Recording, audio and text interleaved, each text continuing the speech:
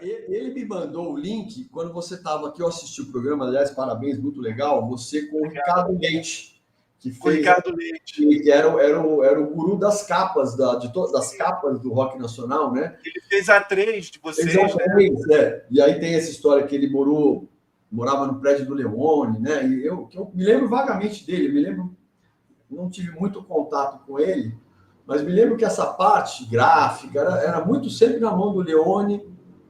É uma coisa que o Leone cuidava muito, com muito carinho ali pessoalmente, né? Demais. Muito legal. Então, parabéns realmente aí ao canal. Eu também fiquei conhecendo. Obrigado, Áurea. Legal, obrigado, Áureo. Tem umas perguntas aqui, mas eu vou fazendo à medida que forem, Legal. como você fala assim, na parte que ela encaixa melhor, né? Mas eu agradeço a galera que está se manifestando aí no chat. Quem puder fazer super chat, eu agradeço em apoio aí ao canal. Mas já tem uma pergunta aqui do Wendel que eu acho que encaixa. Ó. Alguma possibilidade de uma volta dos heróis? Essa é uma pergunta que todo mundo faz até hoje. Às vezes, quando eu coloco uma coisa na mídia social, as pessoas, eu tenho que voltar isso, aquilo. Na verdade, assim, entre 2014 até 2019, houveram algumas tentativas para tentar viabilizar de alguma forma, né? O próprio Gali, que depois a gente vai falar dele, que foi o guitarrista, não, o baterista do terceiro disco, né? Que entrou na banda, tentou também. Mas, na verdade, assim, nunca foi interessante para o Leone. Mas, assim, eu até entendo, porque, na verdade, uma última conversa que eu tive com ele no Rio, lá, pré-pandemia, ele falava, olha, na verdade, assim, para você fazer isso hoje em dia, né, não é que o Heróis atingiu o patamar do Titãs, do RPM, que você vai ter um cara que vai bancar os shows. É tudo muito nessa parte empresarial, né, essa parte de mercado. Não é uma banda... O Heróis, infelizmente, é uma banda meio lado B. Então, na verdade, para você fazer um projeto hoje, para fazer show, você tem que ter, né, alguém realmente que possa viabilizar tudo isso, porque não é só encontrar, vai ensaiar, tudo isso tem um curso, tem, né? O próprio Leone tem uma carreira solo em andamento, que é uma coisa que anda sozinho, né?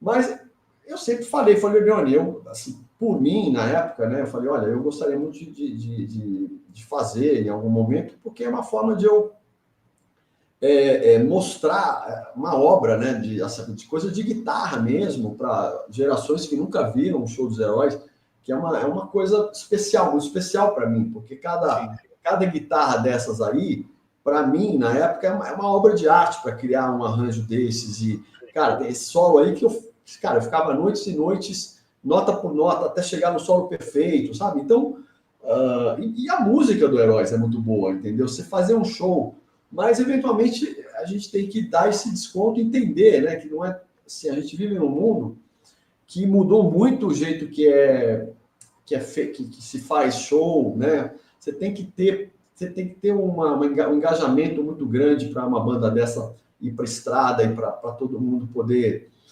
digamos assim, ter ali uma coisa profissional, de alto nível, né? Porque você não vai voltar com Heróis para tocar num negócio aí, né, bom, né? Então, tem que valer a pena. Tem que valer a pena. Infelizmente, se a gente tivesse chegado no tamanho do Titãs, você vê o que acontece com o Titãs hoje em dia.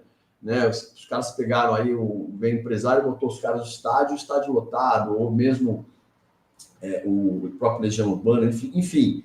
Mas aí é uma outra discussão, né? Assim, agora, a vontade sempre tem, né? A gente sempre tem uma vontade de reviver ao vivo, colocar isso na prática, mas infelizmente não depende de outros fatores, né? Mas eu entendo essa cobrança no bom sentido dos fãs, justamente porque a música mainstream hoje não é mais o rock ou o pop rock, né? Mudou muito, e a gente fica meio com saudade de uma época boa da nossa vida. Eu acho que tem muito isso da nostalgia, né? Pô, assistir um show do Heróis da Resistência, caraca, como era bom nos anos 80, não sei o quê. tem toda essa coisa. Mas como você disse, eu concordo plenamente. Para fazer algo tinha que ter um bom investimento, um Sim. empresário que bancasse vocês e fazer pelo menos uma mini turnê que fosse tipo Belo Horizonte, Porto Alegre, São Paulo, Rio, Fortaleza, né? Pelo menos, para valer a pena. Eu acho que nada está fechado. Pode acontecer, Claro. mas depende muito dessa iniciativa, né? É uma delícia ver vocês de novo no palco. O próprio Leone chegou para mim nesse almoço do Rio e falou: mas e aí, Chay, quem vai pagar o ensaio? Quem que vai? Porque é profissional o negócio, né? E é muito o que você falou, a música mudou muito. Hoje em dia, o jovem, ele não é tão apegado ao jovem da época que era apegado ao rock. Hoje em dia você tem outras, né? Você tem música eletrônica, você tem funk carioca, você tem, né, essa coisa. Hoje em dia, por exemplo, naquela época, estava pensando aqui, a gente fez um show em janeiro e foi um sucesso. Imagina hoje em dia você fazer um show de uma banda de rock em janeiro que só se fala em carnaval, só toca carnaval, só toca marchinha, bandinha, isso aqui. Então, o mundo mudou muito a música, né? Não estou criticando, mas a forma de consumo da música, né? Mudou, né? Ninguém vai querer, entendeu? Legal, e ver uma banda com umas harmonias mais sofisticadas, aí o guitarrista que toca solos, não sei das quantas. Infelizmente, esse público é um público seleto, né? Virou um público seleto, né?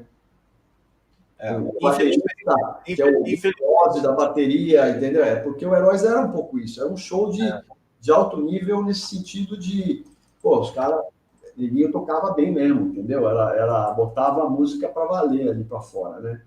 Sim. Era uma outra coisa, era uma banda de rock que performava num nível muito alto ali para a época, eu acho, né? Sim, eu acho. Ô Jorge, você falou ali que foi um processo até rápido, né? A gravação do álbum. Eu tenho muita curiosidade assim sobre os bastidores e tudo.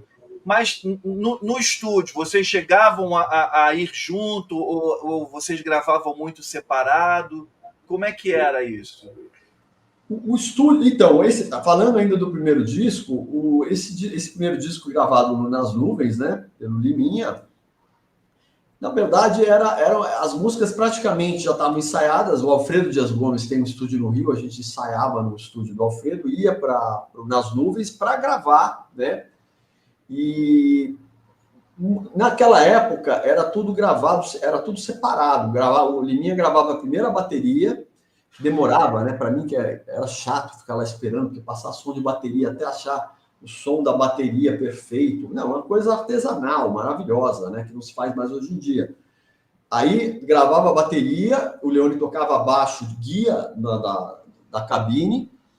Muitas vezes esse baixo guia ficava, porque o Leone, naquela época, estava tocando muito bem baixo e estava com as linhas todas na mão, né? Porque ele compôs, a música era dele, enfim. Então, muitas vezes ficava baixo guia, e aí depois ia piano. Eu normalmente gravava por último, que era mais essas coisas de guitarra, de dedilhado, guitarra, a base.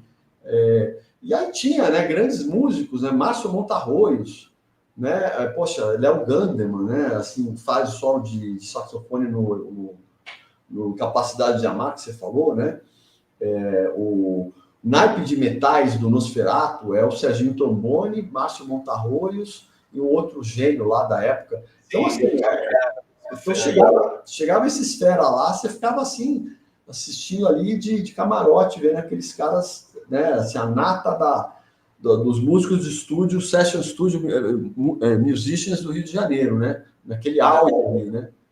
Entendeu?